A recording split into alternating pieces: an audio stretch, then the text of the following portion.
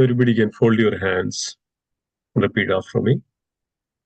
Om Namo Bhagavate Vasudevaya. Om Namo Bhagavate Vasudevaya. Om Namo Bhagavate Vasudevaya. Om Om Namo Bhagavate Vasudevaya. Om Namo Bhagavate Vasudevaya. Om Namo Bhagavate Vasudevaya. Narayanam Namaskrityam Narayanam Namaskrityam Naram Chaiva Narottamam Naram Naram Chaiva Chayam Narottamam Devim Saraswatim Vyasam Devim Saraswatim Vyasam Tado Jayamudhiraye Tado Jayamudiraet Nashtaprayeshu Abhadreshu Nashtaprayeshu Abhadreshu Nityam Bhagavada Sevaya Nityam Bhagavata Sevaya Bhagavadi Uttamasloke Bhagavati Uttamasloke Bhaktir Bhavadi Naishtigim. Bhaktir Bhavati Naistikam. So we are reading from Teachings of Lord Kapila, chapter 7, which is titled as Lord Kapila begins to explain self-realization. So this verse is textual of the chapter 25 in Srimad Bhagavatam 3rd canto. Maitreya Uvaja Idhi Swamadir Nirvadhyam Nipsidam Nismaya Pumsam Abhavargavardhanam Diya Bhinnadi Atmavadam Sadam Gadir Babasa Isasmida Sobidananaha. Translation and purport by His Divine Grace, A.C. Bhakti Vedanta Swami Srila Prabhupada Ki Jai. After hearing of his mother's uncontaminated desire for transcendental realization, the Lord thanked her within himself for her question, and thus, his face smiling, he explained the path of the transcendentalists who are interested in self-realization. Purport by His Divine Grace, Srila Prabhupada. Srila Prabhupada Ki Jai. Devagudi has surrendered her confession of material entanglement and her desire to gain release. Her questions to Lord Kapila are very interesting for persons who are actually trying to get liberation from material entanglement and attain perfection. Unless one is interested in understanding his spiritual life or his constitutional position, and unless he also feels inconveniences in material existence, his human form of life is spoiled. Only a foolish man does not care for the transcendental necessities of life. Simply engage like an animal in eating, sleeping, defending, and mating. Lord Kapila was very much satisfied by his mother's questions because the answers stimulate one's desires for liberation from the conditional life of material existence. Such questions are called Apavarga Vardhanam. Those who are actually spiritually interested are called Sat or devotees. Sadadam Prasangat, Sadam Prasangat. Sat means that which eternally exists. And Asat means that which is not eternal. Unless one is situated on the spiritual platform, he is not Sat, he is Asat. The Asat stands on a platform which will not exist. But anyone who stands on the spiritual platform will exist eternally. A spirit soul, everyone exists eternally. But the Asat has accepted the material world as his shelter, and therefore he is full of anxiety. Asat Grahan, the desire to enjoy matter, is the cause of the soul's being Asat. Actually, the spirit soul is not Asat. As soon as one is conscious of this fact and takes to Krishna consciousness, he becomes Sat, Sadatam Gadi, Sadam Gadi. The path of the eternal is very interesting to persons who are after liberation. And His Lordship Kapila began to speak about the path. So we'll explain this detail. Before that, let's do the invoking prayers, invocation prayers. Om Nagyanatibirandasya Jnananjana Salagaya Chakshurunmilitam Yena Tasmai Shri Gurave Namaha Shri Chaitanya Manobhishtam Sthapitam Yena Bhutale Swayam Rupa Kadamahyam Dadadi Supadandigam Vandeham Shri Gurum Shri Yudapadagamalam Shri Gurum Vaishnavamscha Shri Rupam Sagrajadam Sahagana Raghunathanidam Tam Sajivam Sadhuidam Savadudam Parijana Sahidam Shri Krishna Chaitanya Devam Sri Radha Krishna Padan Sahagana Lalidam Shri Vishakhanidamscha He Krishna Karuna Sindhu Dhinabandhu Jagatpade Gopesha Gopika Kanda Radha Kanda Namostude Tapta Kanchana Gauranki Radhe Vrindavaneshwari Rishabhanu Sude Devi Pranamami Hari Priye Vancha Kalpatarupasya Kripa Sindhubhyeva cha Patidanam Pavanebhyo Vaishnavebhyo Namo Namaha Jaya Sri Krishna Chaitanya Prabhu Nityananda Sri Advaita Gadadhara Srivasadi Gaura Bhakta Vrinda Hare Krishna Krishna Krishna Hare Hare Hare Rama Rama Hare Hare Hare Krishna Krishna Krishna Hare Hare Hare Rama Hare Hare Hare Krishna Krishna Hare Hare Hare Rama Hare Hare Om Nityananda Udendra Durvasuda Pranavallabha Janava Jivida Badhi Krishna Prema Pada Prabho Padmavadi Sudha Sriman Sajinandana Purvajaha Bhavun Matta Jagatrada Rekta Gaura Kalevaraha Om Nityananda Udendra Durvasuda Pranavallabha Janava Jivida Badhi Krishna Prema Pada Prabho Hari Om Tat Sat. Hare Krishna, dear devotees. Anybody remembers yesterday's class? What Kapila Dev was? What was the discussion? The topics? Anybody remembers? Can unmute and reply. Hare Krishna.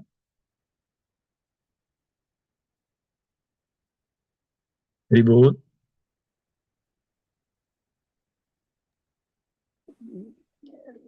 Yesterday, Devuti desires a transcendental knowledge and also begins to, wanted to know about her grieveness or material agony. Why Yes. we this? Exactly. That's what she wanted to know. Why we get a, Yeah. The transcendental knowledge or the identity of the spirit soul, how one can entangle free from these entanglements of this material world so that she can attain the perfection of her life. So that's where the Mother Devahuti's desires for transcendental knowledge. So, dear devotees, there is a great significance of this topic, teachings of Lord Kapila. Mother Devahuti also inquiring from the Supreme Lord. We know that the Supreme Lord appeared as the son of Mother Devahuti and Kardama. So we can see that from the beginning. It's very interesting that Mother Devahuti, even though Mother Devahuti was mentioning, I am a woman, I'm a Stree. So usually considered as the Stree or the ladies or the woman is considered as the, generally it's not reality, but generally considered as the less intelligent, so that there is a less chance that they can elevate themselves from this material entanglement, from this material or this material nature to their spiritual nature is a bit difficult, usually because of their, so many other restrictions. So here, Mother Devahuti understanding her position, inquiring from the Lord, so that even the women and the girls and the ladies, they all can liberate themselves by this transcendental knowledge. So there is also a significance like that. So that everybody in this world can liberate themselves by understanding this transcendental knowledge. So this is generally, we know that Mother Devahuti is the good wife of Kardama Muni. Who is Kardama Muni? Kardama Muni is actually the sons of the Brahmadev. And the Kardama Muni, even the great sage, and since beginning was in great meditation for the Supreme Lord. Great meditation for the Supreme Lord. 10,000 years. And then before that, the Lord himself appeared before Kardama Muni and requested that you should engage in the family life. And then Kardama Muni was not ready for that. So, because of the request of the Supreme Lord, Kardama Muni agreed, and then later we can see that in order to prepare to enter into the Grihasthasram, in order to get married, and the Lord also mentioned that I would come as your son to Kardama Muni. So Kardama Muni went into the forest and did the penance for 10,000 years. Lord appeared before him and blessed him. Then Kardama Muni entered into the asrama of the Grihastha asrama, and that is the time Manu and Satarupa. So they appeared. The Devahudi is the daughter of the Swayambhuva Manu and Satarupa. They approached, and of course, Brahmadev instructed to Manu that the Kardama Muni is the ideal personality. So they approached, and then there is a great, wonderful marriage occurred between Kardama Muni and Mother Devahudi. And then what happened initially, Kardama Muni was completely in the meditation, completely in the tapasya. So Mother Devahudi was very attentively serving Kardama Muni and didn't even care for herself. The Manu was the great emperor coming down from that lineage. But here Mother Devahudi is living in a hermitage. Didn't have any other interest other than to serve the great devotee of Kardama, the Lord Kardama Muni. So this is the quality of Mother Devahudi, the mercy of the devotee. And who gets these kinds of opportunity? One who is a great devotee. Otherwise, will not have this opportunity to serve a great Vaishnava like Kardama Muni. So Mother Devahudi was a great devotee since beginning. And then Kardama Muni then later engaged into the interacted with the Mother Devahudi and gave a wonderful mansion palace by the yogic Siddhi. And they lived for hundreds of years, and great daughters of 9 daughters born out of Kardama and Mother Devahudi. And then finally, a son born, that's Kapila. And then Kardama Muni retired for his Vanaprastha. He retired to the forest, and here Mother Devahudi became alone. And but is as per the scriptures, Vedas, instructions that when the son is become elder, then the husband can retire and to engage completely in the devotional service. So now the eldest son can take care of the mother. So understanding this, Mother Devahudi now under the shelter of Kapila Dev, and then understanding that Kapila Dev is not an ordinary personality, is none other than the Supreme Personality of Godhead, Mother Devahudi started to incur the transcendental subject matter. So mentioning to Kapila Dev that you only can save me. I'm a woman fallen into this darkest well of this material world. I'm completely engrossed by the Maya, the material energy. There is samsara chakra, there is life, birth and the death and old age and diseases and suffering in this material world, life after life after life. What is the best way that I can stop this? I can completely get the perfection. I'm suffering in this world. What is the best way? Please instruct me. You are the Supreme Guru. You are the Supreme Lord. There is no one better than you. So this was all inquiring from the Supreme Lord Kapila Dev, this transcendental subject matter. So this chapter reveals that Lord Kapila begins to explain self-realization. So first and the foremost, dear devotees, to come out and to understand this transcendental subject matter, to understand that the Atma Sakshatkar. What is Atma Sakshatkar? The science of self-realization. Understanding that who am I? What is my constitutional position? Why I am suffering in this world? Why I am taking birth? Why I am dying in this world? Why I'm going through all these diseases and problems in the sufferings in this world, in this lifetime. Why I'm here. This is called Adado Brahma Gigyasa. In the Vedanta Sutra, it is mentioned that Adado, at the beginning, one has to have this science of self-realization, understand this knowledge of the self, understanding what is my constitutional position, who am I, where I come from. So we know that this is exactly happened to Lord Brahma. We know that in the beginning, the Lord Brahma manifested from the Garbhodakshaya Vishnu from the lotus navel. The Lord is lying down on the Garbhodaka ocean.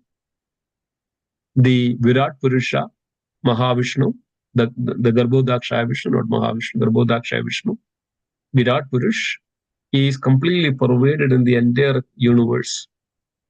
And he is lying down under the Garbhodaka ocean on the recliner of the Anandashesh, and Mother Lakshmi is serving at the lotus feet of the Supreme Lord. This is the descriptions of the Virat Purush or Garbhodakshaya Vishnu. From the lotus navel of that Garbhodakshaya Vishnu, and it goes all the way up to the higher planetary system, that's 14 worlds is passed through.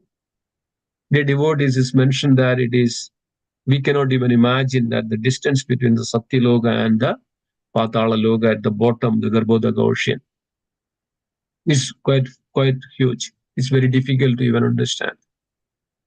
So Brahma's, there's a lotus sprouted, and the top of that Brahma, that's a lotus, the Brahma manifested from the lotus. Swayambhu, Brahma was manifested, Swayam. Essentially, it was all full of darkness. Brahma couldn't see anything. Brahma was looking around. Where did I come from? What is my position? Who am I? So exactly like that, why it is mentioned in Srimad Bhagavatam, dear devotees, this is the first thing that everybody has and should be in their heart. So this is, otherwise what happens, we are completely under the illusion of this material energy. Brahma, of course, is the partial expansions of the Lord, could realize and then came to that consciousness that what is my position? Where did I come from?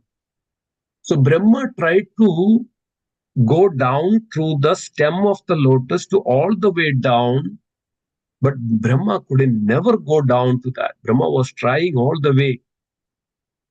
Then Brahma came back disappointed from that. Brahma couldn't find out where did I come from.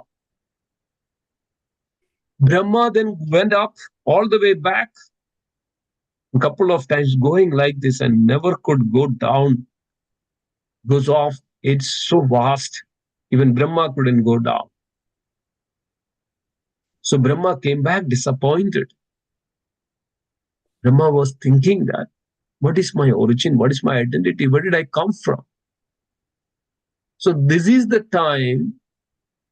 Then of course, the Lord is the Antaryami, Lord seated in everyone's heart. Antaryami. So Lord understood the desire of the Brahma. So this is exactly happens to the devotees, dear devotees, that if anybody is interested to understand the self-realization, the Atma Sakshatkar, to understand who am I, what is my position as the Jiva, what is my position, this Jivatma, then the Chaitya Guru, the Lord is seated in our heart, is considered as the Chaitya Guru, and from him all the knowledge comes, so he is known as Chaitya Guru. So gradually Lord will arrange that we get that transcendental knowledge. So exactly, Brahma had this opportunity. He heard the sound. The two-syllable sound is known as tapa. Brahma understood that austerity, tapa means penance and austerity. So Brahma, this is the first word Brahma heard, tapa, austerity or the penance. So dear devotees, that also has a great significance. In order to understand our transcendental original constitutional position, we also have to come to that state of consciousness of tapa or the penance. Not that completely we entangled and engaged in our material activities at the same time. Okay, let me go and identify, realize myself that what is my position. So we have to go through this tapa or the penance that's called the yagya or sankirtana yagya. Unless and until we come to this state of understanding, knowledge, and realization that I also have to situate myself in that position of the penance and the tapas or the yagya, or in this age of Kali, the best yagya is the sankirtana yagya, we cannot come to that proper realization. So Brahma did that. Brahma meditated upon that, the sound which we heard, which Brahma heard. So then the same knowledge come to the heart of Brahma. That's why in the Srimad Bhagavad is the beginning. Janmadhyasya yadaha anidadidaras chaturya sabhignaswarad tene brahma hrudaya adi kaveye muhyandiya suryaha tene brahma hrudaya adi kaveye muhyanda. Lord is imparted this transcendental knowledge unto the heart of Brahmaji. So dear devotees, like that, the moment we have this dedication, we have this desire, we have this interest in us to understand our transcendental constitutional position, Lord will help. And then we can also this sprout and this inquisitiveness sprout, is inquisitiveness grows, and then slowly we can come to this understanding and realization. So here we know that the context of this Maitreya is speaking. Maitreya was speaking to Vidura, Mahatma Vidura in the Srimad Bhagavatam. Maitreya was speaking. So many personalities speaks like this. So when the conversation between Sukadeva Goswami and Parishit Maharaj, and then Sukadeva Goswami is courting Maitreya Muni because of there was a great conversation between Maitreya Muni and Vidura of the subject matter about what Kapila was speaking. Because of Kapila, Maitreya was very elder, very much old. He was the great sage. So he could hear and understand what Kapila was mentioned to Mother Devahudi. That's the same Maitreya Muni was speaking to Mahatma Vidura. So Maitreya was speaking like this. So after hearing the inquiries from the Mother Devahudi, the Supreme Lord Kapila became so pleased. So that's mentioned here. After hearing of his mother's uncontaminated desires for transcendental realization. Say, dear devotees, this word is very, very important. Uncontaminated desires. So what it is that mentioned? Uncontaminated. Nirvadhyam ipsidam. The word which is mentioned that nirvadhyam ipsidam means uncontaminated desires. So we should have this very much uncontaminated desires for to understand the Supreme Lord, your devotees, this transcendental knowledge. This is where the spiritual journey begins. This is where our liberation begins.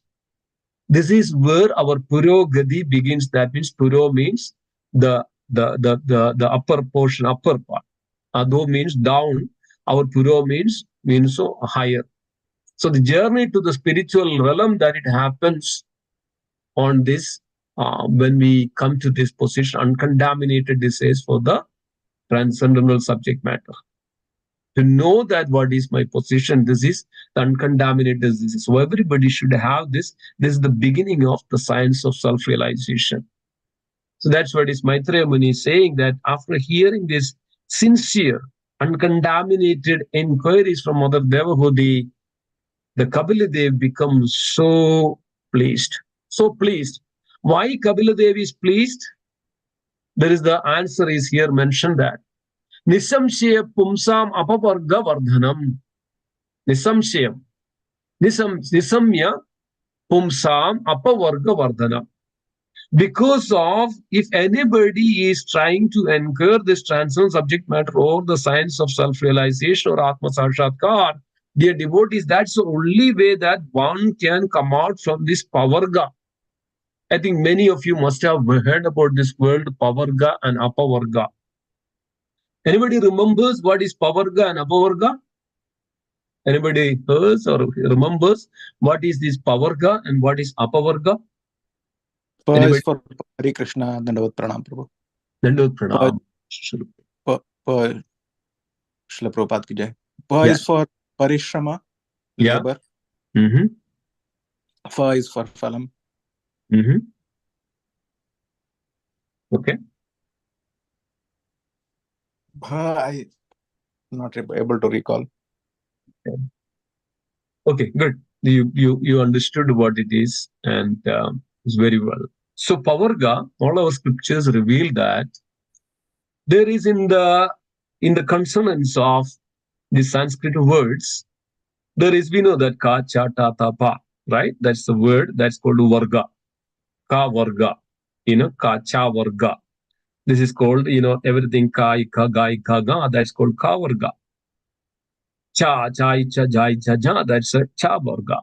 So like that, when it comes to pa, that's called pa varga. So pa varga means pa, ibha, ba, ibha, ma. That's a varga. That's the letters or the consonants of that, right? So our scriptures reveals that when it comes to that pa, ibha, ba, ibha, ma, the pa represents called pena. Pena means the form which comes out from the unending, the labor. So over endeavor, when a person is overworked, over endeavor, we know that when the animals, they are so tired, so much over endeavor, overloaded, and then from their mouth, what comes out? The fena, the form comes out. So, dear devotees, it's considered as that the living entities are completely covered into this material world, and it's coming out. What is coming out from their mouth and all is coming this over endeavor, over labor, and they are completely tired and completely lost their all energy just because they're working all day and night. They don't have time for anything else. So this is called the power, the pa, the fena.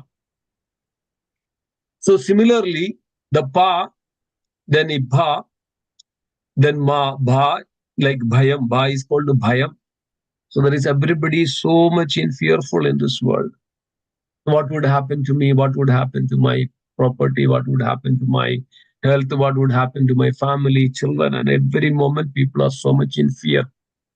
That's why we are always trying to defend Janma, Mrityu, Jara, Vyadhi, Dukkha, Doshanudarshana, right? Birth, death, old age, and disease is all there. Eating, sleeping, mating, and defending. So all this defending, why we are defending? Because of we are always in fearful. Mrityu ma, ba bhayam, ma mrityu. So like that, when happens, eventually the mrityu comes. Mrityu comes and take him away. So similarly, this pavarga, which is mentioned that, so there is only way that apavarga means one can free from all these cultures and contaminations by this material world is apavarga means one who comes to this Krishna consciousness, one who comes to this or asks these questions of who am I, what is my constitutional position, then only we can come out of it. That's why it is mentioned here, apavarga vardhanam, so that we can gradually progress in our spiritual nature. Otherwise, we'll be in the pavarga, that always in the category of, the fena, the form, the fire, bhaya, the mrityu, all those things. So it comes to us all the time. We'll be always, completely inflicted with this in this material world. And if you are not come out of this pavarga, so that's why Kapila Dev, Maitreya Muni is saying, these questions are apavarga vardhanam. These desires are apavarga vardhanam. So similarly, dear devotees, when you have this inquisitiveness, desires in our heart, what would happen? It also liberate us. It also take us from this material entanglement. What is this material entanglement? This pavarga, over endeavor, the bhaya, the mrityu, all these things. So which comes to, that's what it is, samsara chakra, birth after life, and then we completely entangled in this samsara chakra. So it is very important, dear devotees, and we ask this question. Another, there is a very great example which was mentioned, which was published in the Back to Godhead magazine. So Srila Prabhupada was giving a lecture and mentioning this. So there was one person, and he wanted to buy some gold. But he does not know. He heard about that gold is very nice, beautiful, and is used to make nice jewelry and likes that. So, but he does not know. He has not seen the gold. He does not know how it looks like. But he knows a little bit about that gold is very good. So he didn't know that.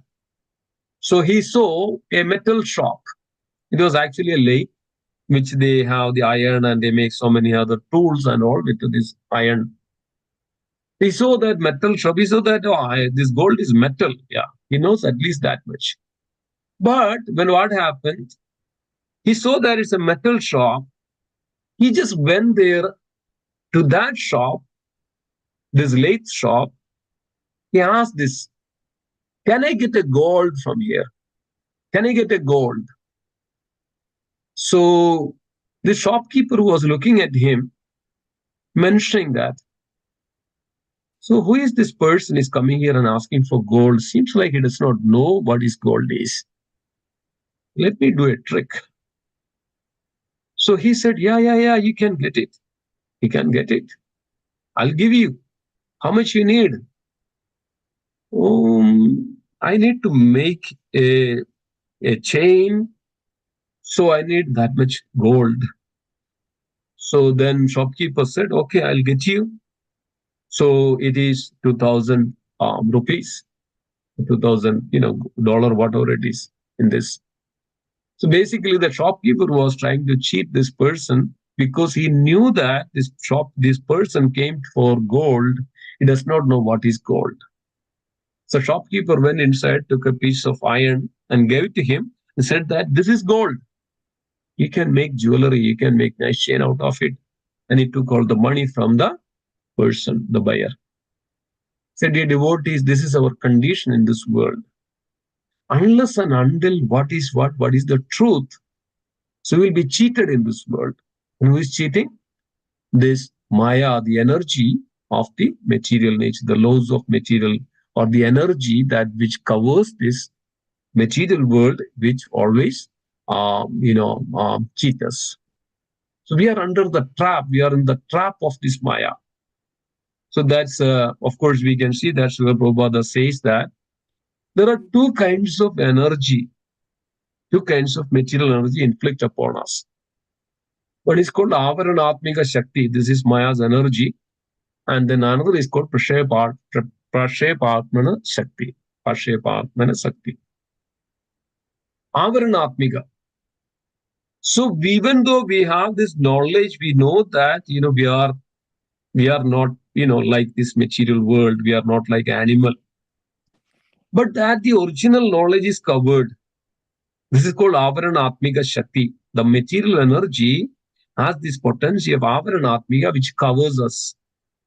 So that we will never come to that, even though we have some kind of inclination, some kinds of, but we cannot even come because we are covered by this material energy. So it's very difficult to come out with it. Then the next one is called Prashepanaatmika. That means it is also pulling you down. It will pull you down. So two things happens with this material energy. With this material energy, once which covers your entire knowledge, and of course, as we know that we are eternal spirit soul, which is full of knowledge. But the covering of this material energy, it is just lying down inside. It cannot even come out of it. It is not invoking. So then what happens? It covers, the material energy covers it. And also at the same time, another function of this material energy that just pulls you down. Even you are in this human form of life, dear devotees, unless you inquire, unless you come to the spiritual path, what happens? The material energy pulls you down more and more and more. It will engage you in more and more material activities and there's abominable activities and so many other material activities which pulls you down so that you get the animal forms or animal body in every after life, and then you are completely entangled or covered by this material energy. That's what this material energy does. Maya catches you. What is that mentioned? Maya catches you. The clutches of Maya. What is means by the clutches? Like octopus. Like octopus has thousands of legs. right? So it comes as soon as something comes, it covers, it captures anything, and then completely under the grips of that the hands and the legs of the octopus. Similarly, at this moment we come into this material world, we are under the clutches and the grip of this Maya or this material energy. So unless and until we come and ask and inquire this, that what is my position, and it will not, give us, it will not help us to come out of this material clutches. That's why Maitreya says, Muni says, this is called Apavarga Vardhanam. Apavarga Vardhanam. So it's very, very important that we understand this fact. So Kapila Dev is completely explaining this. So Kapila Dev becomes so pleased with this question. So that's he's mentioned that his face is smiling. So similarly, in the beginning of Srimad Bhagavatam, we could see that when the sages asked this question in Naimisharanya, Sudha Goswami becomes so pleased. And how it is pleased? Because of in the Bhagavad Gita, Krishna explains that Matchida Madgada Prana Bodhayanda Parasparam Kadayandischa Mam Nityam Tushyandicha Ramandicha. Matchida Madgada Prana Bodhayanda Parasparam. When the devotees comes together, they inquire and discuss about the glories of the Supreme Lord. Such they derive great pleasure by conversing, discussing about the glories of the Supreme Lord. They derive great pleasure. So naturally, the topics of Krishna, the topic of the Supreme Lord is naturally very blissful, very pleasing. So the moment the Kapila Dev heard about the inquiries of the Supreme Lord, Kapila Dev becomes so pleased and the face is smiling. So then Kapila Dev explained the path of transcendentalists who are interested in self-realization. So dear devotees, Kapila Dev is explaining this, the path of self-realization. And this should be our interest to understand this, and understand completely. So then we can see that Srila Prabhupada is mentioning about the Sat and Asat. Sat means eternal. Then only we can become eternal. And Asat means the temporary, which is not eternal. So naturally, the Sat means eternal. And that's why the Satsang, we call it as Satsang. This evening classes, we call it as Satsang. Morning classes, we call Satsang. Any kinds of devotee association called Satsang.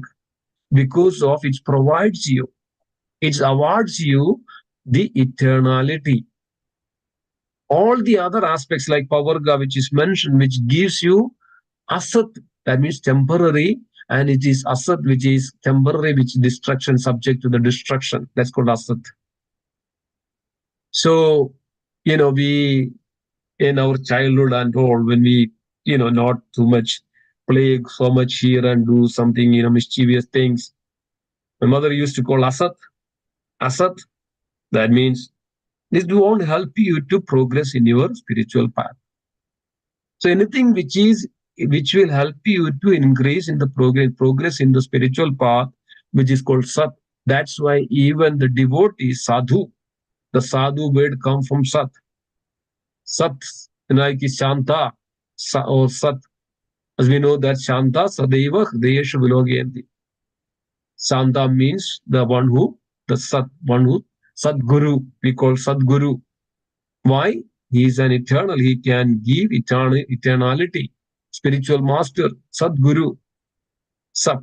All this word Sat comes from because of it gives you, it awards you, it provides you eternality, then it's liberate you from this material clutches or entanglements. Asat means which is not eternal, which is temporary, which is subject to destruction. Anything that which is in this material world, which is subject to destruction. So how it is possible that one can eternally liberate himself? So the moment we connect ourselves, dear devotees, with that Supreme, that means we have eternally connected to the Supreme, because the Supreme Lord is eternal. Only when we come and contact with that Supreme Lord, then only we can become eternal. Otherwise, when we come in contact with this material world, we become Asat. We are temporary, we are subject to the destruction of this. So this is the nature of Maya. But on the other hand, when you come in contact with the supreme nature, that is eternal nature, we also become eternal. So there is an example, Srila Prabhupada says that when we put an iron rod in the fire, so what happens naturally? Initially, the iron rod becomes, so hot. And then if you keep putting the iron rod in the fire, then gradually it gets more hot and hotter and hotter. And then what happens? It started to make that the same characteristic, same flavor, same color of the fire, the iron rod. In some point of time, you don't even see that the iron rod and the fire, the color, because it's so hot, like red hot. And it's become the same color of the fire. And it cannot even distinguish that which one is iron, which one is fire. So similarly, dear devotees, that when we contact with the Supreme Lord, initially it takes some time, and then finally, when we are completely dedicated in our devotion, so we would also acquire that the same quality of the Supreme Lord. That's why jivas can attain this Bhagavat Swarup. There are two kinds of forms has the jivas. One is called Bhagavat Swarup and another called Jiva Swarup. So as we all know that we are all individual. As Krishna says in the Bhagavad Gita, that Mamevamshu Jiva Loge Jiva Buddha Sanatana. All living entities are my eternal part and parcel. Qualitatively we are same, but quantitatively we are different.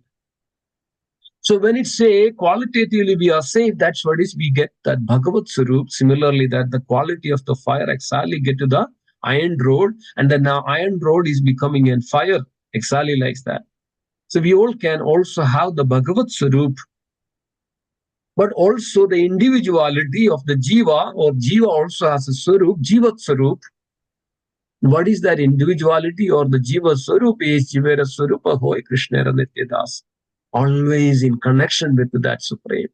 Nityadas, always in service to that Supreme. Always in relationship with that Supreme. Dear devotees, this is our actual Swarup, Bhagavat Swarup and the Jiva Swarup. So one can come to that stage only by understanding that our eternal consciousnal nature. So Bhagavad Gita, Krishna explains that in the 7th chapter, knowledge of the Absolute. It is mentioned that Apareyamidastu mannam prakritim vidime param jiva bhuta mahabhago dareyet yadet dareyet jagat. Beyond this material nature, there is a superior nature.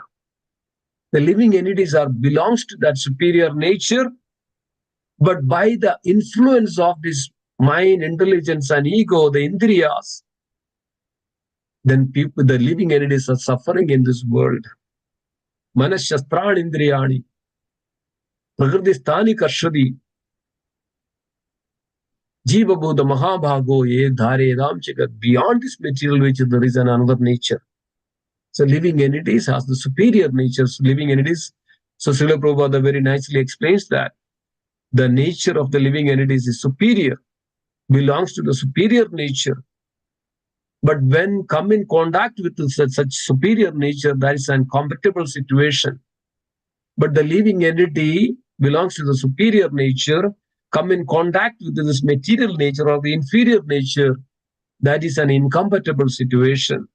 Or we can say that when a fish, the natural place for a fish is water. But similarly, that living entity or the other animals, the natural place for that is land. So similarly, every living entity has their own land similarly. So, but living entity, especially all the living entity, they are the spirit soul. The spirit soul, eternal nature, eternal abode is the supreme abode of the Krishna, the spiritual world, the spiritual abode. A fish, when comes out of the water, struggles for its life. So similarly, when the living entities come out from that its eternal abode, original place, it comes down into this material, starts to struggle for its life. That's what we can see that birth, death, old age, disease is all because of that. We are in an incompatible situation. So Sat means eternal. That means we have eternal nature. The moment we come out from this Asat, what we would become? We would become Sat, eternal, completely eternal. So, dear devotees, this way, Srila Prabhupada very nicely explains about the first, the words, the Maitreya's words about that Kapila Dev was very pleased with the inquiries because of it it awards us the liberation from our material condition to the spiritual condition or asat to the sat. So there is beautiful purport out there, and Srila Prabhupada put a lot of time to explains that. You also can read this continuously because of due to our time limit, then we will not explain that. So then Kapila Dev started to speak. Text 13. Sri Bhagavan Uvacha Yoga Adhyatmika Pumsam Madho Nigrishyasaya Me Atyendo Paradir Yatra Dukhasya Cha Sugasya Cha. The personality of Godhead answered that yoga system which relates to the Lord and the individual soul, which is meant for the ultimate benefit of the living entity, and which causes detachment from all happiness and the distress in the material world, is the highest yoga system, dear devotees. So Kapila Dev started to reply to Mother Devahuti's inquiry about understanding this transcendental science or the science of self-realization. So the first and the foremost, Kapila Dev is replying, the personality of Godhead answered, that yoga system which relates to the Lord, dear devotees, there is no other yoga system which is superior to the Bhakti Yoga, that which relates to the Lord. Yoga means to connect. Yochitam, right? Yochitam means yoga, yogi, yuj, yochitam is all the word which root word comes from the yuj, to connect. So, to whom to be connect? So we know that Brahma, which is manifested from the lotus navel, which is connected with that sprout, that the lotus and the stem of the lotus connect to the Supreme. Lord Brahma is not independent. That lotus stems goes back to the Garbhodaksha. Similarly, every living entity has their eternal connection is there with the Supreme Lord. That's why the Supreme Lord is seated in our heart. The Jivatma is along with the Supreme Lord, Paramatma. Jivatma is not independent, but depend upon that Paramatma because of everything manifests from that Paramatma, even in our body. Even in our body, our sees, we do things, we get the ears, we get everything comes from Paramatma. Jivatma is just enjoying that. Jivatma is just enjoying that, the fruits, eating the fruits. Who is providing all this? The Paramatma. Paramatma is providing everything, dear devotees. So we have eternal relationship with us. But because of our avaranatmika shakti, because of this covering of this material nature, material potency, we completely forget about this. So Kapila Devi is replying to that yoga system which relates to the Lord and the individual soul. That's the ultimate yoga. So that every other yoga, which so-called yoga, which mentioned, doesn't help. So dear devotees, this is the greatest science that we can learn. Only that yoga that is eternal, that which helps us, is to connect ourselves with the Supreme Lord.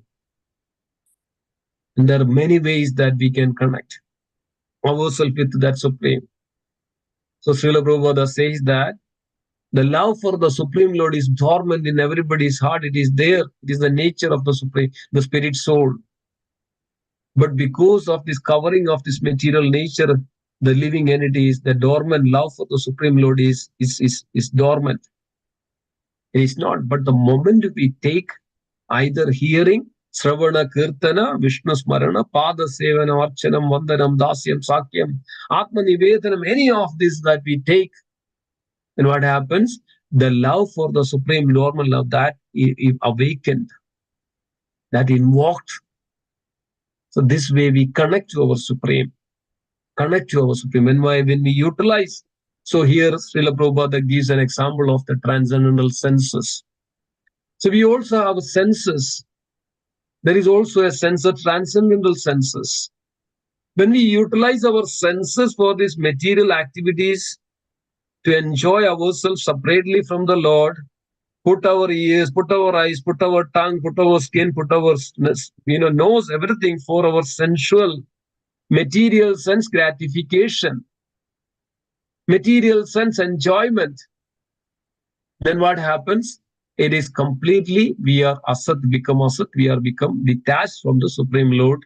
And then like a fire, the fire, the spark of the fire, the moment the spark of the fire disconnected from the fire, it goes and diminishes, disappears. It will not be fire anymore. So similarly, dear devotees, the moment we disconnect from that, the Supreme Lord, we are now part of this material world, and that's subject to the destructions we suffer in this world. So it is Kapila Dev and Srila Prabhupada also mentioned that the moment we utilize, everything is for meant for the Supreme Lord. When we utilize our senses or means, the utilization for the Supreme Lord, that become transcend, or our senses become transcend. So Srila Prabhupada mentioned that one time, so sadhu, you are completely renounced, you are flying in the flight and utilizing the computer, utilizing the sound system, the mic, everything. How can you use that? You are says that you should renounce this material attachment and all, but you're utilizing everything for the same thing. Srila Prabhupada said that the moment I use this microphone, it became transcend, it became purified. The moment I use the typewriter, that become purified because of I connect everything for the service of the Lord. See, the moment I use the computer, it's purified because of its connects to the Supreme. So, dear devotees, Srila Prabhupada gave a very beautiful answer, and that is the absolute science, the absolute truth of everything. We don't need to just say neti neti or not that, not this, not this. This is called neti neti principles. Neti neti means, oh, I don't need this, I don't need this, I don't need this. Go away from all this. It will not help. So then instead of that, we utilize everything for the service of the Lord. That's it. Srila Rupa Goswami mentioned that. Ada Sri Krishna Namadi, Anasakyasya Vishayan Yadarha Upayujyade, Nirbande Krishna Sambandhe Yukta Vairagya Muchade. Nirbande Krishna Sambandhe. We utilizing everything for the service of Krishna. That is where the Yukta Vairagya principle, properly, appropriately utilizing everything for the service, then everything become transcend. Everything become transcend. When we utilize our home for the service of the Lord, our home become transcends. Our ears, when we hear the transcendental subject matter, our ears become transcend, become eternal, become sat. When our eyes to see the Lord, the beautiful form, our eyes become sat, eternal. When our nose to smell the flowers which is offered to the Lord, it becomes sat, it will become transcendent. It is transcendent. When we utilize our body for the service of the Lord, it becomes transcend. So similarly, dear devotees, that we have to utilize our senses, everything for the service of the Lord. So this is called the yoga. This is called the highest yoga. Utilizing everything for the service of the Lord. So this way we can always connect our job, our family, our house, everything can be in the service of the Lord. So this is called the highest yoga, or the perfection of the yoga. Understanding that everything is, the proprietor is everything, the proprietor is the Supreme Lord, Krishna, and everything belongs to Krishna. I'm not the proprietor. But the moment the clutches, the Maya, the Avaranatmika Shakti covers us, we forget and we say, I am the proprietor. And we disconnect from the Lord. We are not connecting from the Lord, we are disconnecting from the Lord. Then what happens? The moment we disconnect from the Lord, that is where our destructions begins. Asat. We become temporary and we become subject to this material law. But on the other hand, the moment we connect ourselves with the Supreme, then we become the sub-eternal. This way, we can detach from this all material worldly happiness. And it is mentioned that so many times we reiterated that the material worldly happiness is nothing but just flickering chapala sugam. And the nature of the mind is nothing but bhoga and tyaga. That's the nature of the mind. Enjoy the next moment, reject it. Enjoy and reject it. Enjoy and reject it because of it is chapala, it is just flickering. It won't sustain for long. The moment we just enjoy something, and the moment after that, the enjoyment is gone. It won't sustain anymore. It won't be there anymore. Then we started to reject it. It's called bhoga tyaga, this nature of the mind. And then all this happiness which arises from the senses. Krishna says that matra sparshastu kaundeya shidoshna sugha dukkada agama abayino anityastam sidaksha sabharada. Krishna says that all this comes like a happiness and distress, is comes like summer and winter, which arises from the senses. And this happiness and this is just sensual pleasure, because it is called material sensual pleasure, sense gratification. The mind is bhoga and tyaga, just enjoy and reject it, enjoy and reject it. These are the functionalities of dear devotees, our senses and the mind. And intelligence work for it as a slave to satisfy our senses. This is our destruction. So, but on the other hand, the same senses we utilize for the satisfy the senses of the Supreme Lord, the same senses become transcends, and that become eternal, and that derives the great eternal Sandrananda or eternal happiness. So here the material happiness is flickering chapala, but on the another side, when we invoke everything for the service of the Lord, that become eternal, detached from this worldly, and it gives the eternal happiness. That's bliss. That's called ananda. That's why the nature of the soul is known as Satchit Ananda.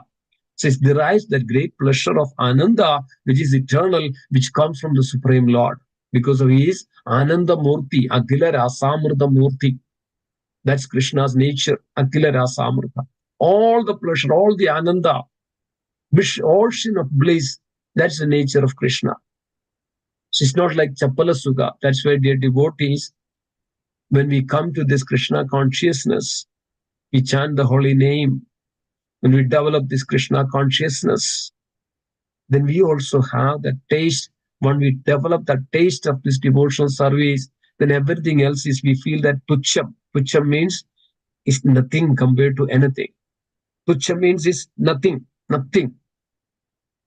Like we know that the story of Dhruva Maharaj. Dhruva Maharaj had a desire to have the kingdom which is greater than the grandfather Brahma. Brahma had the entire universe as his kingdom. More than that, the moment Dhruva Maharaj saw Krishna, the Supreme Lord, and attained that the transcendental knowledge connected with Krishna, everything is started purified. The heart is purified. All the senses are purified. Everything is purified. Then what happens? Even that the desires for this enjoying this material world become the broken pieces of the glass. When we know that the story of 36,000 years, Dhruva Maharaj completely engaged in the service of the Lord, never failed in the service of the Lord. Sandhya Vandanam every morning, afternoon, and evening. Dhruva Maharaj is doing this devotional service, remembering and chanting this holy name of the Lord. 36,000 years. And after 36,000 years, and the Vishnu Dudas came. Vishnu Dudas came and to, receive and take Dhruva Maharaj to the Vaikunta, the abode of Vaikunta. Who came before Dhruva Maharaj? Dhruva Maharaj was also meditating on the Supreme. That's the Sandhya Vandan time. Dhruva Maharaj told Vishnu Das, wait, let me finish my sadhana. Let me finish my sadhana, dear devotees. That time, Yamaraj came. Yamaraj came and with humble folded hands. And then Dhruva Maharaj came to ascend to the chariot on the Vishnu Dudas. Yamaraj told to Dhruva Maharaj, don't climb, put your feet on my head. I would like to get your dust from your lotus feet. This is Yamaraj. Yamaraj sends Yamadudas to grab all these living entities, those who are disconnected from the Lord. They are always doing these abominable activities. But here on the other, Yamaraj himself comes to that, the dear devotee of Dhruva Maharaj, to get that the lotus dust from the lotus feet of Yamaraj. So this is the difference, dear devotees. It's possible. Everybody can come to that stage of pure devotional platform. Yamaraj won't even come near to that, such devotees. Then what attained Dhruva Maharaj? The Vishnu Dudas took Dhruva Maharaj to that Vaikunta, that is called Shirodhaga, the ocean. Shirodakshaya Vishnu, where the Lord Vishnu resides, which is beyond this material world, but it is also considered as part of this material world. Dhruvalok is nothing but it is the abode of Lord Vishnu or Shirodakshaya Vishnu. He lies down into the milk ocean. This is Dhruvalok, which is greater than of any other loka in this material world. And the Lord Krishna himself granted that loka to Dhruv, the same abode of Lord Vishnu. That's called, since then it's called Dhruvalok. So this is not just a story, dear devotees, this is a science.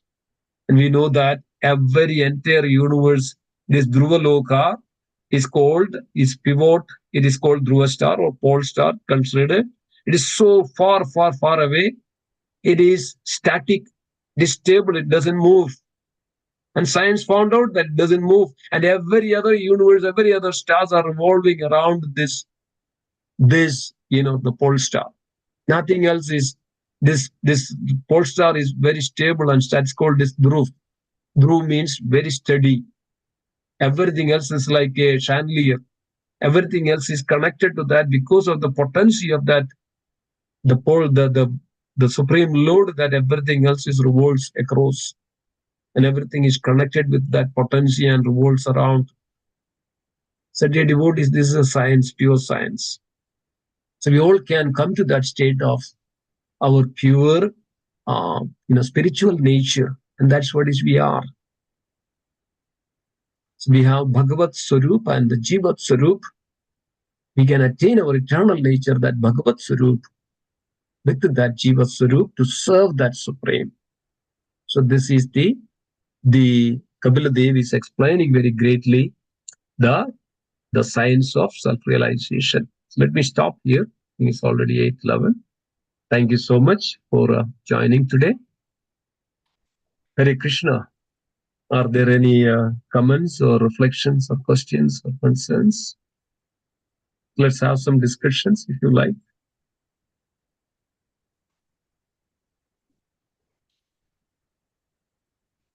Hare Krishna.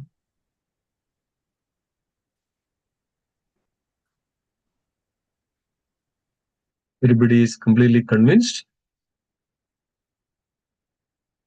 Please go ahead if you have any reflections, any questions, any comments.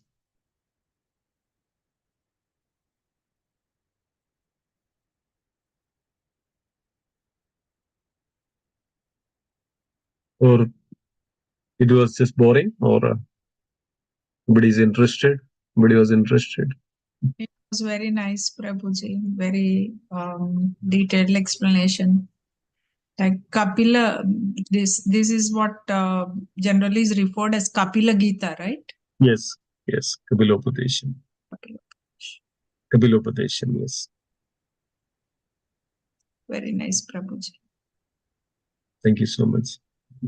Thank you for attending every day, and it's gives us wonderful understanding. This is the science of soul that we learn.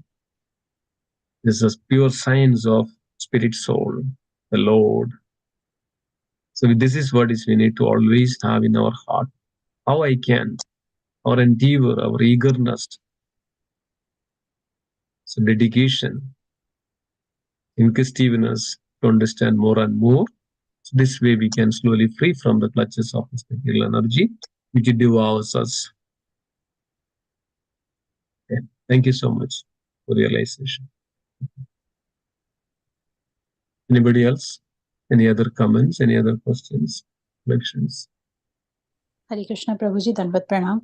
Krishna Madhari, all those. Hare Krishna, Prabhuji. So, Prabhuji, you mentioned about per work and upper work, right? Yeah.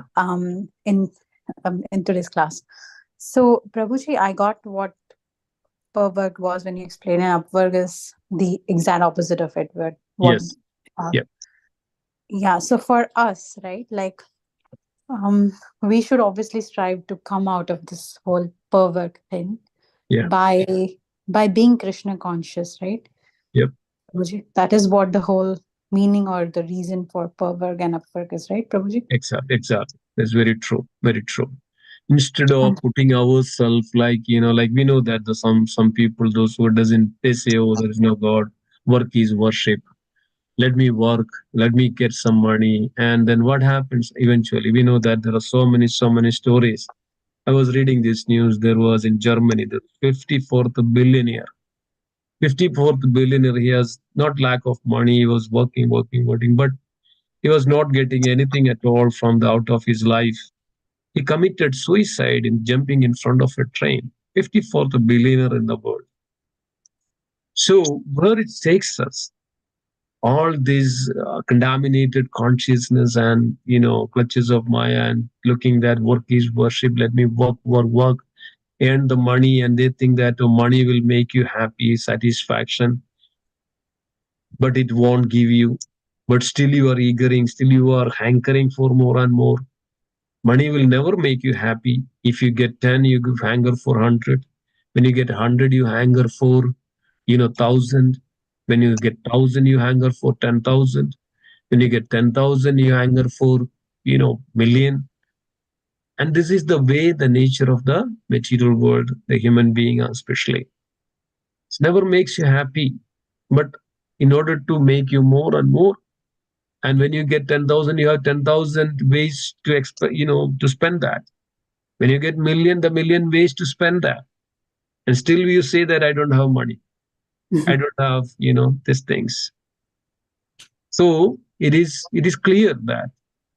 So it's called the bhena. That means you are working very hard, and pena, which forms comes out, you never make you satisfy. Still hankering, still complaining, still disappointed, still in distress, still is despondent in so many ways. People are not happy with what they have. People are actually was more unhappy with what they don't have. Oh, I don't have this, I don't have that. They don't never happy with what they have. Always unhappy because I don't have that one. I don't have this color of shirt. I don't have this kind of car. I don't have this kind of. It's always like that. What they do, they're competing and enviousness and jealousy and working so much and so much to get more. And I know that many people work 3 jobs just to meet their, uh, needs. 3 jobs, and bringing other people to that. So this is that our expenditure or so many things. We don't have this. Srila brought this point: simple living and high thinking. But rather than we say high living and simple thing, we don't have any thinking at all. So this is called pavarga. That means you're so much endeavoring in this world, day and night, and not having even a single moment of time to realize why I'm doing this. Makes me happy. And it says that in the purport syllable says that then one day the death comes and takes away everything. Mrityu sarva haraschaham. Mrityu takes away everything. Sarva harascha. It takes away everything. All our relationship, all our endeavor, all our things, and everything takes away. That whatever you are accumulated just makes you give you little symbol flickering happiness, like people posted something in the Facebook. They get more likes, they get some happiness, but the another time they say that, oh, let me get more and more.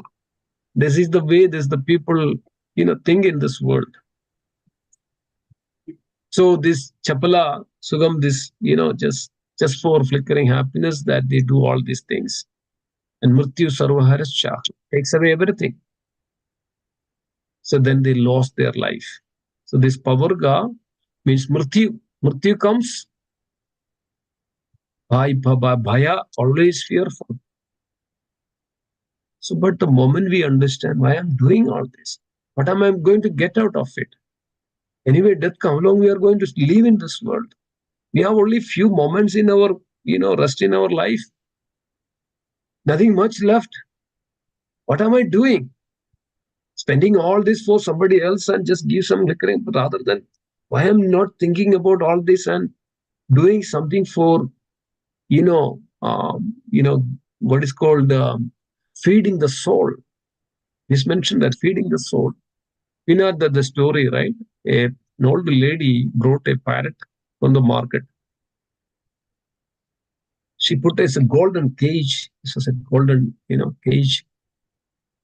She brought the parrot. In order to keep the parrot, she brought a beautiful. We spent a lot of money and put this golden cage. Put the parrot inside the cage. But this lady was not bothering about the parrot and seeing the beauty of this cage every day, going and polishing and polishing and polishing. It's glittering, this cage, but the parrot inside, she was not caring for the parrot. Because of the lack of caring, the parrot passed away, died. Then now, what is the use of that cage? The parrot is not there. So similarly, because of this power of God, we don't remember and realize and understand our existence. Don't feed the soul, rather than we are feeding the body, all this relationship and all these things. One day what happens? This death comes and soul goes away. And soul gets into the another body of an animal. And then he completely lost about the human form of life. And this is the only form of life that we can ask. We can connect ourselves with the Lord with our sincere endeavor. So instead of pavarga, sapavarga means opposite of that. We should realize and come to contact with his devotees, connect with ourselves supreme, and feed our soul with this transcendental, the food and hearing, chanting, and it's all the transcendental food. So this way we can completely come out from our pavarga to apavarga. So we'll be eternally then situate in the transcendental or transcendence or the transcendental nature. Okay? Right, Prabhuji. Thank you. Thanks, Prabhuji. Thank you. Thank you for that wonderful question. Yeah, no, like the example also that you gave, right, for that the billionaire also, like that makes us understand that that's an example of burr, right? No, not burr, Yeah. sorry. The fur of the pervert. Yes. That The you do feather. work, but you don't work that crazily, that you don't give time for your own devotional Yeah. journey. Yeah, if you don't give the time for your spiritual progress in the Progress, human yeah. form of life, you've wasted your life. Samahi eva kavalam. Just a big zero. Nothing is earned. Because of only that spiritual or path of the spiritual processes that is eternal. Nothing else is eternal. It's just temporary. Just goes away. Bhakti sarvaharcha. It takes away everything. But when we are connected, we have this bank balance, the credit of this spiritual credit, that is eternal. Eternally it is there, so that we get at least good birth. We get also higher consciousness. At least we can start from there where we stopped, and then we can progress further and further. Then we can attain our eternal liberation, that we can completely pure, then purify our consciousness, and we'll be always be with the Lord with that full consciousness. Right. Lord would come and directly take us. Yeah. For Dhruva Maharaj, it may one lifetime, we may have many lifetimes, but at least it's a Purogati. That means we have spiritual path, spiritual progress we make every lifetime. Sure. Yeah.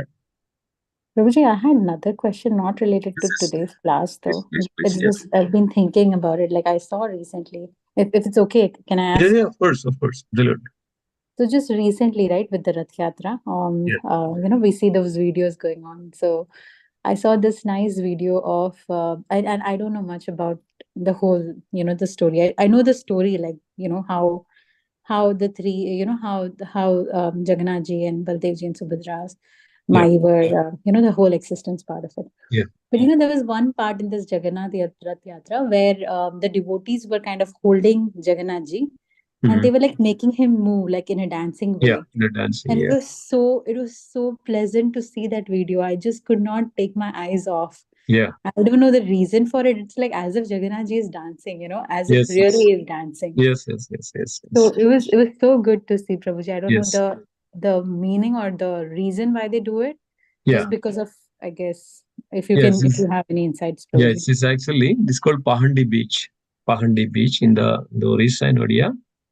So what they do actually, like, yes, exactly as you mentioned, Lord is in the dancing mode. It's not that, just take it, just bring it and just like that. No, Lord is in the dancing with his devotees, and now Lord is now going to see all the devotees giving darshan to on the chariot. Lord is also so jubilant, just to think about his devotees. So Lord will also in that mood of ecstasy, right? Lord is also in the mood of ecstasy, and then it's considered as Lord is also in the dancing, right? You want to go like this, it's so nice. Yeah. So that signifies that, Mataji. Yeah, it's so cute, right, Jagannath ji? Yes. Even getting that, sick and then, covering himself, like, Yes. and I've also heard that if you check, put the thermometer, that it'll be like Yes. 103 or something. Yes. So interesting. He's made it so Yes, it's easy very for good. us to kind of like him, Yes, right? it's Or very think true. about it. Very true, very Yeah. true. When this doctor comes and check with this stethoscope or check with this thermometer, it's like a very hot. So what is that heat actually? The heat is nothing but is that the feeling of separation, the vipralamba from his devotees, because of he is not seeing his devotees. Because of that feeling of separation, that vipralamba, naturally that Lord Jagannath also gets sickness. It's like everybody, when we have attached to somebody, so much attachment and love for that person, and then goes away and something like that. Naturally, we also get weak, right, with that kind of feeling. So Lord also has that kind of feeling of separation from his devotees. He also get the temperature goes up because of that ecstasy. This is another Ashtaswatiya Vikar, that temperature rises up in the body of that devotee also. So similarly, Lord also has to. That's why Lord gets into the sickness as well. That's another aspect of it. Oh, thank you, Prabhuji. I didn't know this. Thank you. Vipralambha bhav means the separation from the devotees, right? Separation from the devotees. He feels that way, and that's why. Yes, the temperature goes up.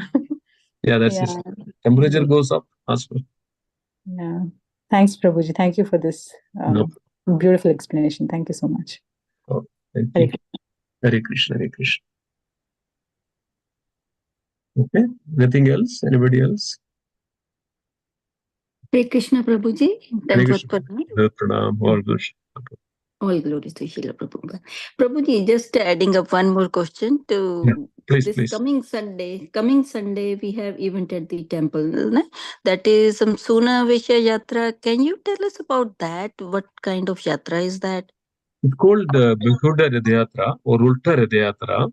So what happens on the so we know that now Lord Jagannath go to the Sundarachala, Nilachala to Sundarachala, or in Jagannath Puri, or it's considered as Lord goes to the Vrindavan, right? Or is Gundija temple. So Gundija temple is the place for the Mother Lakshmi, right? Sundarachalam. So there Lord is also again, Mother Lakshmi is also a devotee, right? So this whole feeling of separation is there. Lord goes there and stay there for some time, right? So now, so Vrindavan, not Mother Lakshmi, the Vrindavan. The Mother Lakshmi also at the same time in Nilachal, in the Jagannath Puri, is feeling separation from the Lord, not seeing the Lord for many days now, right? So Lord went there. Lord was so much a feeling of separation. Lord went there now with the devotees, association. Lord is little relaxing. So, but Mother Lakshmi is so restless, and Mother Lakshmi sent her personal close associates to, check where is the Lord. What happens? The Lord is not coming back. Lord, Mother Lakshmi becoming so angry. So send her. So the associates, Sakis of Lakshmi, Mother Lakshmi, goes there and seeing that the Lord is in the assembly of her devotees like Vrindavan, like Sakis. Lord, Mother Lakshmi becomes so, how can Lord do that? How can Lord goes away from me? So Mother Lakshmi is getting angry as this all transcendental pastimes. So then personally, Mother Lakshmi goes. Personally, then Mother Lakshmi goes, then Lord comes back. So then when Lord comes back, that's called Ulta Rath Yatra. This is all this how Krishna is reciprocating with the love of exhibits their devotees of the Lord. So when the Vrindavan, the gopis and the Radharani then pull Krishna back to Vrindavan, that's the actual Rath Yatra. But now Mother Lakshmi, that feeling of separation from the Lord, Mother Lakshmi is also feeling that. Of course, eternal consort of the Lord is also Mother Lakshmi. And then the Mother Lakshmi now comes back and brings back Krishna back to the Jagannath Puri. So then devotees of Mother Lakshmi and everybody pulls back to the Jagannathji, back to the Sri Kshetra. That's why it's called Sri Kshetra, the Kshetra of Mother Lakshmi. That is called Ulta Rath Yatra. That time, like Lord is now coming back to his original kingdom, right? Lord is like a Dwarakadesh or like a king, right? Mother Lakshmi, that's the attire. Lord is like a king, like wear all the jewels like a gold. That's called Sonavesh. Sona means gold. Lord wears that all and comes. But what happens?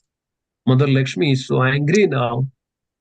Mother Lakshmi closed the door of the Puri temple and doesn't allow Lord to come in, because of Lord went away from Mother Lakshmi and then was with the Sakhis and the Gopis.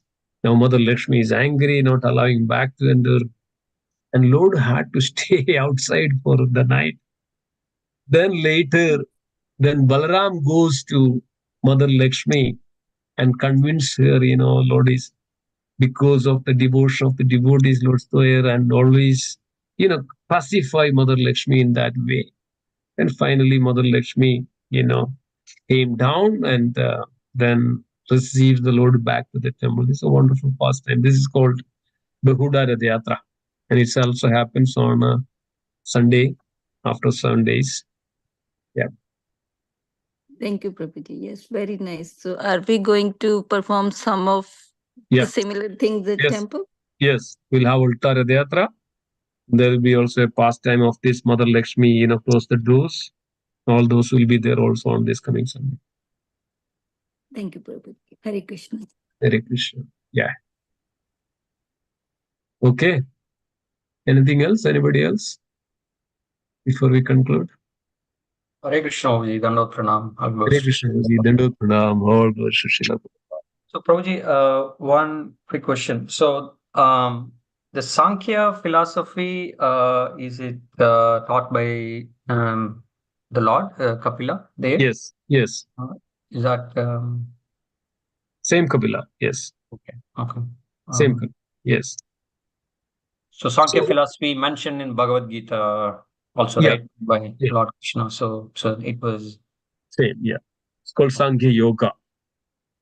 Sankhya Yoga. Bhagavad Gita is considered Sankhya Yoga, means that how we can engage everything. Like, Sankhya means numbers, right?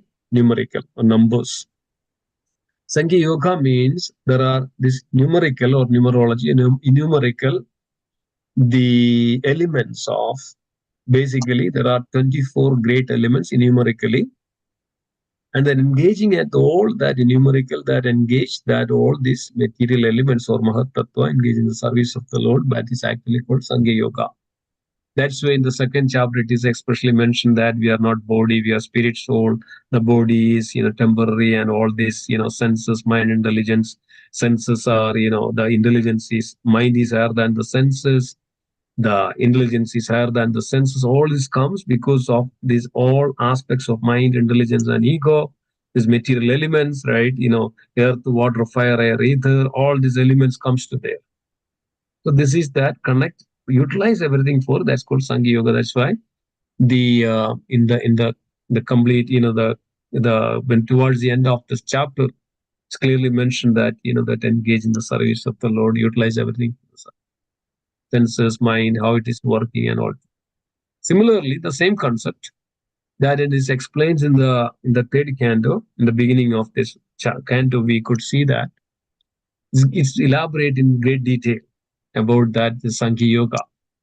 So, enumerological understanding or analytical study, right? It's called analytical study.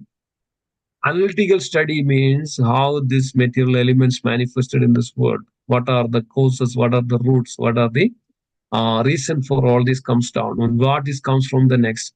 Like the sky, right? The 24 elements from the sound the sky is generated. From the sky, the ether is generated. Or ether, from the ether, the air is generated. From the air, the fire is manifested. From the fire, the water is manifested. From the water, the earth is manifested. When the air is there, the touch sensation is manifested, right? And then from the touch sensation, then the air, the fire manifested. The fire, the sight of the senses of sight is manifested. Everything is related with this numerological understanding, or this called Mahatattva. From the water manifested, the taste is manifested, the sense of taste. From the earth manifested, the sense of smell is manifested. And for each of this, there is a predominant deity is also manifested accordingly. The fire god, for the touch sensation, there is Anala, the air, the Vayu god. The taste sensation, there is Varuna god, likes that. Agni, the fire. The sight of seeing the sun god. The smell of Mother Earth, the nostrils. So then, accordingly, these various elements manifested, the sense of objects manifested. The sense of object means to see the ears, the ears manifest for the sense of smell. Sorry, hearing. The sense of sight, the eyes manifested. The sense of smell, the nose is manifested. So this is the analytical study of this material nature, or this all manifested from that Supreme Lord.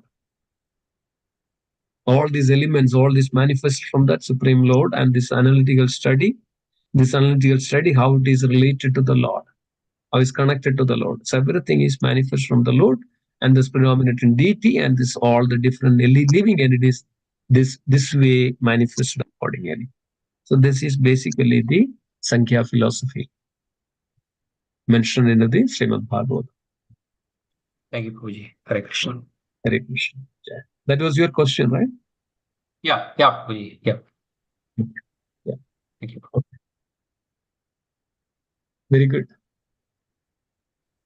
So, Prabhuji, there is a difference between the Sankhya Yoga and the Sankhya philosophy, is what I understand from what you just said, right? Yeah. Sankhya philosophy is the total understanding of these various elements, these 24 elements.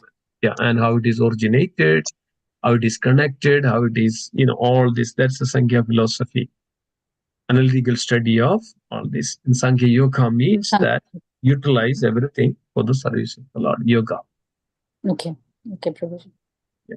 Wherever that word yoga comes is for, like in the chapters of Bhagavad Gita, right? Yeah. Sankhya Yoga, Karma Yoga, and all that. It's all going towards the Supreme. Yeah. Okay. All should be going to utilized for Krishna. Yeah. So even if we memorize, like I memorized the second chapter recently from Gita. Wow. Wonderful. Very nice. From the Gita recitation. No, but Prabhuji, I was gonna ask Prabhuji, we have a class tomorrow. I'm like, could you give us a gist of this? Because it's like, okay, memorizing is fine, but you need to like understand, right? Like what actually was the gist of the chapter, right? Like even if we understand the meaning of the shlokas, but we don't understand the deep meaning of why Krishna said what, when he said what he said. Yeah. Right? So Prabhuji, thank you. Yeah. Thanks for explaining it. Yeah, basically the Bhagavad Gita, the second chapter is actually in the English translate. Srila Prabhupada put the Gita, the contents of the Gita summarized. Everything is there, right? Yeah. The material elements, the spirit soul, and mostly is describing more about the spirit soul, the importance of spirit. First section of it is the spirit soul, right? How one is actually separate from these material elements. That's our identity. So the second chapter is basically gives our identity. So we all have this identity crisis of, who am I, what am I? So Bhagavad Gita gives that the first section. That's where it's exactly starting with it, right? Arjuna word, this question of that, who am I, what am I? So Krishna is starting with it that dehinos vinada dehe kovaram. So this soul passes similarly from this material to the spiritual. This soul is basically the spirit soul. Spirit is eternal. Then from that, we saw that, Natvam Neme Janadipa, Natat Bhas, like all those. That means never there is a time I did not exist, nor you, nor these kings. Soul always exists, right? Then after that, it's mentioned that also, na jayate mriyadeva katachin ayam bhutva bhavitva va bhuyaga ajo nityam shashvadeyam puranam na hanyade hanyamane sharire. The living entities are eternal, never come into being, never, all those never cease to be exist. All these things. Nainam chindan sastrani, nainam bhava, daga pavagra. All this cannot burn, it cannot, wither, it cannot dissolve in the water, or, all these things are Krishna explaining so beautiful in such a that the nature of the soul, nature of the living entities. Right. Then it comes to the understanding that, this wonderfully that the knowledge of that, the Behu, Krishna says that Arjuna to that Behushaga, right? That ego Guru Nandana. That means our conscience should be focused, right? It should not be diverted, right? That's a concept that is sloga which mentioned that, right? Behushaga, what that beginning? You remember that? Anatasha? Bhushaka Anatasha? Yeah, Which one is Behushaga. Yeah, it says that it's Eka Vyavasayatmika buddhi. Vyavasayatmika buddhi ego hi Guru Nandana. Yes, Vyavasayatmika buddhi, right? Vyavasayatmika buddhi ego ha Guru Nandana, right? Bhagushaka. So this is this. We have to have that very focused to that understanding, and we focus Vyavasayatmika buddhi, that intelligence be utilized, very focused. And then further, 39 and 40 and all that, even Krishna says that even if you little bit of you do neha vikramana sosti pratyavayana vidyate, salpamabhyasi dharmasi, even little bit you do in this lifetime, that there is no loss. You'll be also free from the greatest danger. Then Arjuna asking this question, why we should engage in the, all this karma. Then this Krishna also explaining about the karma part of it. Right? Karmanyavadhigaraste mamaleshu kadachana, all those things. Then Krishna explains about the sthita prajna, right? In the third section of the Bhagavad Gita, second chapter, sthita prajna, sthita buddhi, right? All those things. And one should utilize all this, sthita prajna means free from all these material desires. Come to the, focused and engage in the service of the Lord. That's called sthira prajna, always conscious of Krishna, and utilize intelligence. That's called sthira buddhi, and all those things. When Arjuna asked, so that Krishna is giving an example of that, one should also, like a tortoise. That means, whenever it comes, like, whenever the time comes, the senses unnecessarily has to be utilized. Then one should, like a tortoise, pull everything from this externally and put it inside. When it is utilized, then it is utilized for minimum purposes. So this is that the example which goes that in the tortoise, the case of. Then finally, Krishna was saying that to Arjuna that, how one is so much engaged, so much fall down into this material world. So what is causes that? As Krishna says that,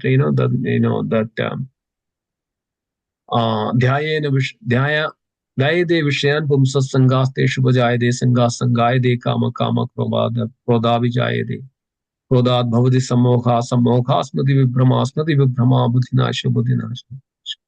It's a very powerful verse. Finally, Krishna says that yes, is all how because of our, while contemplating the object of senses, a person develop attachment for all of this.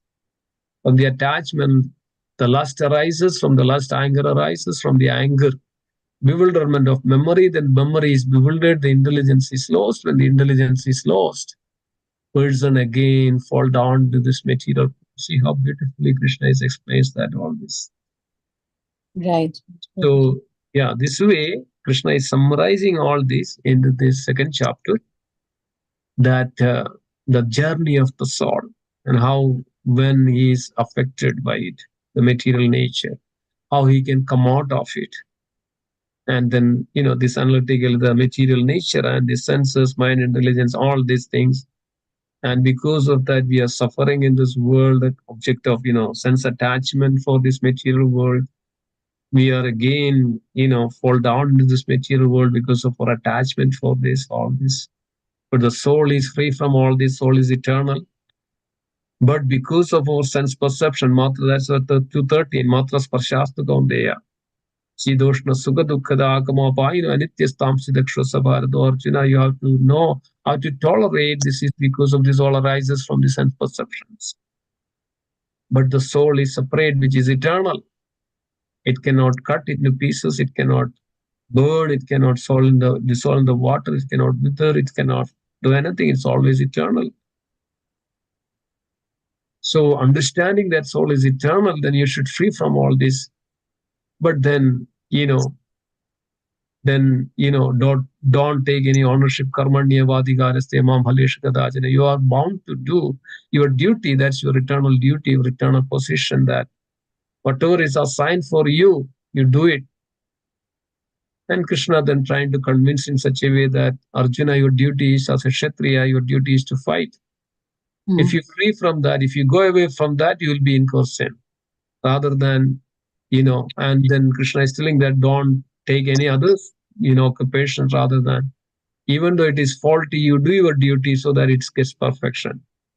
So all this, then that's where there's a karma, the law, the theory of karma comes into that. Then you are bound to do your duty, but you are not subject to get into the results. Karmanyavadhikara, you are adhikar, you are bound to do your activities, but not for the results of your act. Ma phaleshu kadachana. So this way, Krishna is explaining that entire summary of Bhagavad Gita to Arjuna, that what is most important. So then finally, Krishna says that, and this is the process of, only this process that one can, the process of bhakti that can eradicate from the clutches of the three modes of material nature and situate eternally. In the last verse of the second chapter of Bhagavad Gita, the last two verses of the second chapter of Bhagavad Gita explains that very detail. This is the only way that you can come eternally and situate into that transcendence as a yogi, and he is the completely liberated person. It's quite nice. That Right, Prabhuji. Thank you so much for taking this time to explain this, giving the whole summary of the second chapter. This is so good. Thank you so much, Prabhuji. I cannot thank you enough. Thank you. No problem. Thank you. Hare Krishna. Hare Krishna, Prabhuji. Hare Krishna. Jai, anything else? Anybody else? Okay. Okay.